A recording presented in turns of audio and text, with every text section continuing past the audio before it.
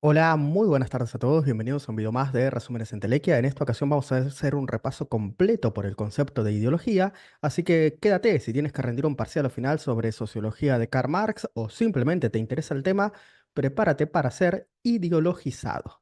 Vamos a ver en qué consiste claramente la ideología y en qué no consiste, cuáles son los mitos que se dice habitualmente respecto de ella.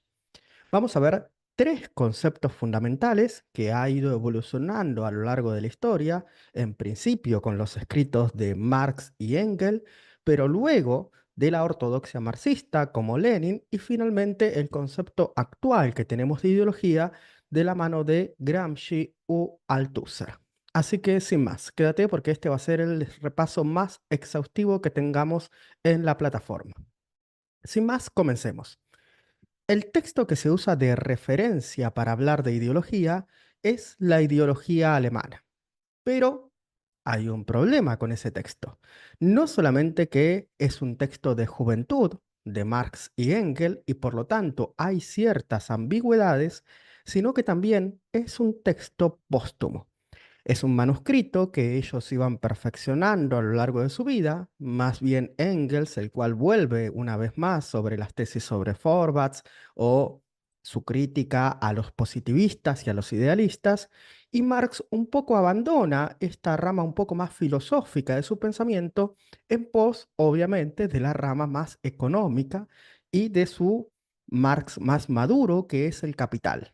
Por tanto, este texto se publica en la década del 20 del siglo pasado, del siglo XX, y los primeros marxistas clásicos como Kautsky, Plejanov, Labriola o incluso Lenin no tuvieron acceso al mismo. Por tanto, tienen que remitirse a otras veces que Marx y Engels usan el concepto de ideología también de forma ambigua. Por ejemplo, en el prefacio de 1859. ¿Cuál es el problema aquí?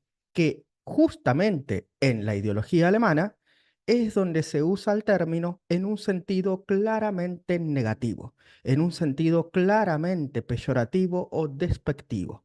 Por tanto, tenemos tres conceptos de ideología. Uno, el estricto sensu, el concepto de Marx y Engels, que es netamente negativo. Luego tenemos un sentido un poco más neutral de los marxistas clásicos, los marxistas ortodoxos que siguieron a la muerte de Marx y Engels. Y por último, una interpretación más abierta, si se quiere, ya con un sentido no solamente neutral, sino abiertamente positivo, como es el de Antonio Gramsci. Hemos de resaltar que Gramsci tampoco conocía la ideología alemana. Sin más, demasiada intro. Puedes saltarte esa parte, que es la parte introductoria y contextual. Vamos al kit de la cuestión. ¿Qué es la ideología? Marx afirma que en toda época las ideas imperantes son las ideas de la clase dominante. Es decir, que en un determinado tiempo y momento histórico, las ideas que tienen mayor preponderancia, que tienen mayor alcance, influencia y hegemonía, diríamos en términos de hoy en día, son las ideas gestadas por los ideólogos de la clase dominante. Por tanto, tenemos la primera definición de ideología y es la de falsa conciencia. Es una suerte de engaño en la cual la clase dominante hace pasar sus intereses particulares, sus intereses de clase, como si fueran los intereses de la sociedad toda, incluso intereses universales o de la humanidad. Esto ya lo afirmaría Engels, por ejemplo, al afirmar que todos los aspectos y esferas de la vida social que parecen más desideologizados son aquellos que más responden a la ideología.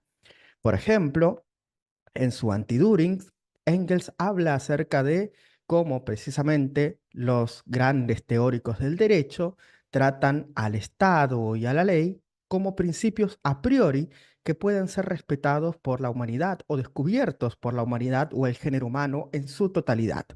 Sin embargo, no se dan cuenta que precisamente el Estado sirve a intereses mezquinos, prosaicos y los intereses más burdos y materialistas del sistema económico.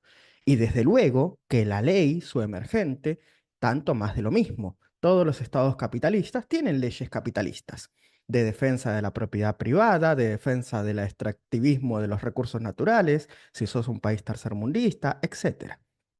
Ahora bien, lo mismo pasa también con aspectos como el quehacer técnico y científico.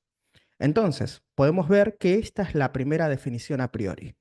Es un conjunto de ideas gestados por los ideólogos de la clase dominante para poder engañar a la sociedad, aprovecharse de la falta de conciencia de clase del trabajador o el proletariado y hacer que estos no defiendan sus intereses, los que les son propios como clase, sino que defiendan los intereses de la clase dominante.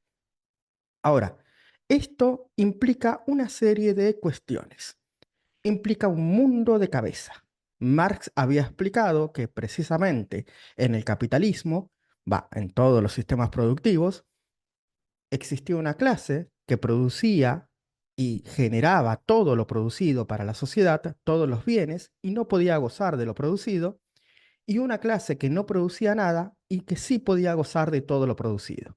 Vamos, que quienes producen todo son los trabajadores y ellos no pueden gozar de casi nada de los bienes producidos, y quienes no producen nada son los burgueses y ellos sí pueden gozar de todo lo producido socialmente.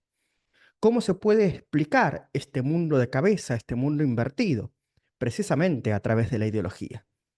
Ahí hay ideas como que, por ejemplo, el trabajador es un vago y no trabaja lo suficiente, o es un derrochador y no ha ahorrado lo suficiente, o que el burgués ha ahorrado toda su vida para tener su capital, o que lo ha ahorrado su familia a lo largo de las generaciones, etcétera.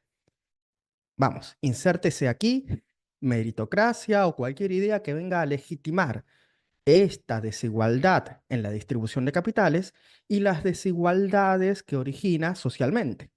Por tanto, las propias contradicciones internas del sistema económico, que es irracional e inmoral, son lo que generan la necesidad, incluso cognitiva, diríamos, de una explicación de por qué esto es así y no de la forma que debiera ser. Entonces la ideología viene a taponar esa necesidad, esa demanda de explicación, invirtiendo las cosas, no dando una explicación al mundo material, sino dando una explicación ideológica. Ya saben que habían afirmado que Marx había puesto la dialéctica hegeliana de cabeza. Por tanto, este mundo invertido, donde son las ideas las que priman y explican el mundo de una forma idealista y no relacionada con la realidad material, es el mundo ideológico. Por tanto, la cuarta característica y fundamental de la ideología es que implica un ocultamiento, implica tapar, no revelar esta realidad material, estas contradicciones internas y esta desigualdad. Es una legitimación de la desigualdad, por el contrario. Por tanto, toda ideología tiene que tener estas cuatro características: ser una falsa conciencia, hacer pasar unos intereses como universales, ser una explicación ficticia, invertida, pervertida, degenerada de la realidad, y implicar, por tanto, un ocultamiento de la auténtica realidad material. Hemos de aclarar una última cuestión, y es que precisamente por eso es que los ideólogos, específicamente para Engels, no son aquellos que crean la ideología, son aquellos que creen en la ideología. Si muchas veces te has preguntado si políticos de derecha o periodistas o pensadores o literatos, todos de derecha, piensan realmente lo que piensan o simplemente tratan de engañar a la mayor cantidad de gente posible, bueno, Engels lo tiene claro. Son ellos mismos quienes primero creen en la falsa ilusión de la clase. Es decir, esta idea que se genera en determinado contexto y momento histórico, que es completamente invertido, que es completamente de cabeza. Por tanto, ellos no están creando a priori o de la nada estos conceptos, sino que son ideas propias del espíritu de la época que ellos creen y tratan de difundir o divulgar. Entonces vamos aquí, aclarado lo que es ideología, vamos a aclarar lo que no es ideología. Desde luego que esto aplica únicamente a estas ideas hegemónicas de la clase dominante, de la clase burguesa. Marx y Engels siempre hablaron de ideología en singular, nunca lo hicieron en plural. Es verdad que hay algunos pasajes ambiguos donde se habla de religión, medios de comunicación, educación y otras estructuras ideológicas.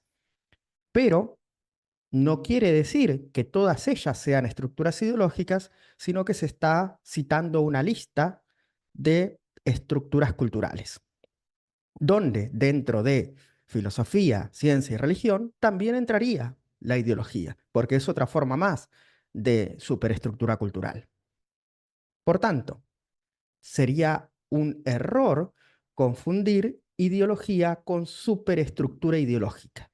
Ese es el error que cometieron los primeros marxistas clásicos porque, ya digo, no tenían acceso a la ideología alemana. Pero sería un grave error porque sería entonces creer en una teoría falaz, que es la teoría del reflejo. La teoría del reflejo quiere decir que todas las esferas culturales son un mero reflejo de la esfera económica. Vamos, que al modo de producción se le corresponde unívocamente como un espejo un- una superestructura cultural que coincide biunívocamente y 100% con este. Esto es un grave error, ya que las formas de cultura, incluso las formas de cultura burguesa, no solamente que no legitiman al 100% el sistema capitalista, sino que algunos son críticas de ellas. Y entonces tenderíamos a pensar, como Lenin y otros pensadores, que no podríamos leer entonces a Platón porque legitima el esclavismo y no podríamos leer a Tolstói o Dostoyevsky porque pertenecían a la clase burguesa o no podríamos leer a Shakespeare porque estaría legitimando la monarquía. Nada más lejos de la realidad. Obviamente Marx era aficionadísimo a la literatura y a los clásicos de la literatura y leía a Tolstói y leía eh, a Dante, a Shakespeare y a los clásicos de los griegos, y no por ello pensaba que Aristóteles era un esclavista, ni mucho menos.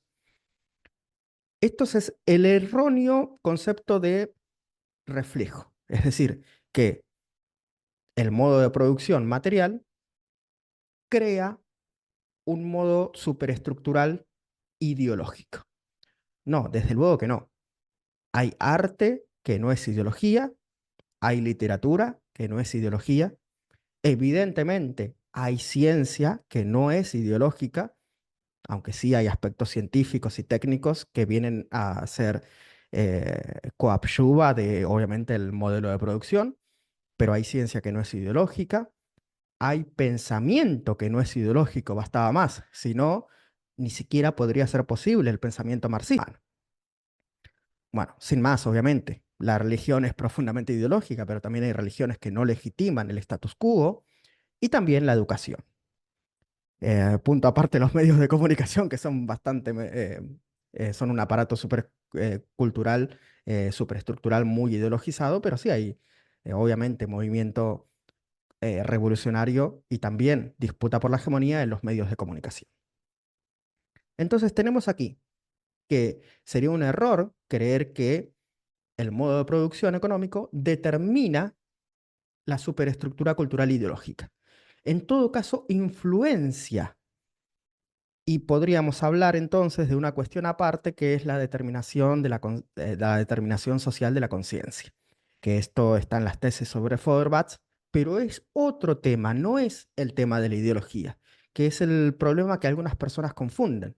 Confunden la determinación social de la conciencia con ideología. Y entonces sí, la superestructura cultural sería una superestructura ideológica. Una vez aclarado qué es y qué no es ideología, tenemos otras dos concepciones. Kautsky, Plejánov, Labriola e incluso Lenin o George Lukács, al no tener acceso precisamente a este escrito, la ideología alemana, desarrollaron un concepto más bien neutral o a veces positivo de ideología.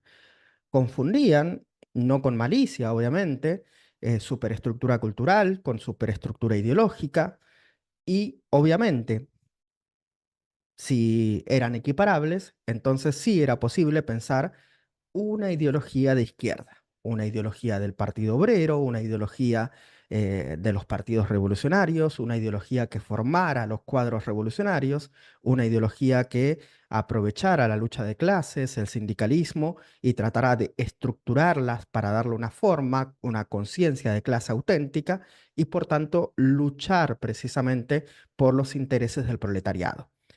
Que cada trabajador se identifique como proletario, que cada trabajador se identifique con su clase.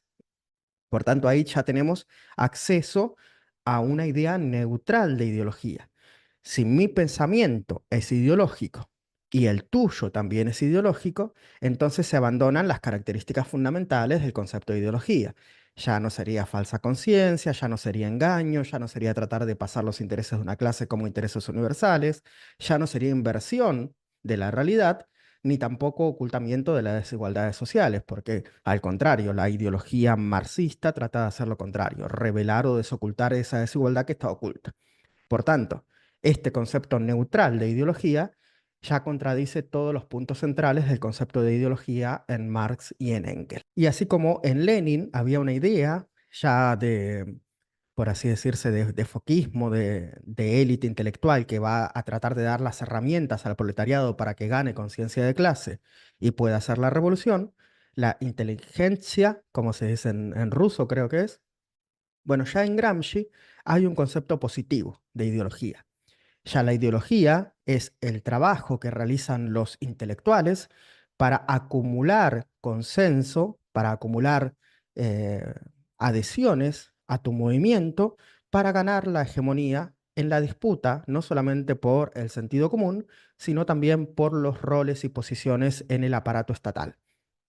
Entonces, aquí tenemos que ideología ya equivale a la articulación de la conciencia de clase y que la lucha ideológica es tan importante como la lucha material, que la lucha por el sentido común o la disputa ideológica es tan importante como cualquier otra actividad del partido, como el sindicalismo o incluso la revolución.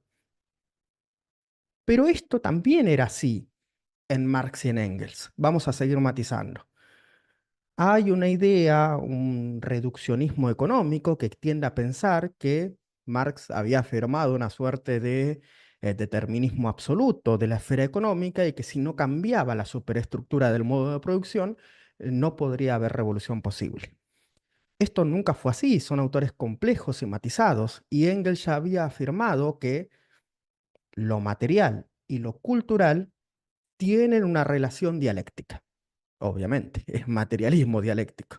Así como la esfera del modo de producción determina o influye los aspectos y las esferas culturales, la suma de varias esferas culturales podrían influir o determinar el modelo productivo. Bueno, sin más, saben que estamos viviendo en estados libres, abiertos y democráticos. La esfera política tiene gran influencia sobre la esfera económica. Define las leyes o incluso puede cambiar estructuralmente el sistema de un país. Ya se ha intentado. Todo el siglo XX ha sido una larga historia de la determinación dialéctica de lo económico y lo político. Pero obviamente no solamente lo político, sino también puede cambiar la educación, las conciencias de las personas y las adhesiones. Puede también cambiar, evidentemente, los medios de comunicación. Bastaba más, desde la década del 60 en adelante han tenido una gran influencia en la lucha por las conciencias, por precisamente generar estas adhesiones o estas lealtades que antes obviamente tenían menos influencia.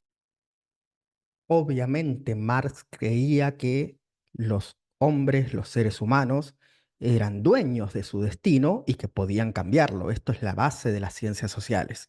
Si yo creyera que todo está determinado económicamente, fáctica o material o objetivamente y que no habría posibilidad de cambio, entonces no existiría posibilidad alguna de revolución. Pero sin más, ya llegamos al Althusser y no solamente tenemos el concepto ya descartado, negativo de ideología en Marx, o el concepto neutral en Lenin, o el concepto positivo en Gramsci, sino ahora tenemos un concepto hipervitaminado, con esteroides, diríamos, de ideología.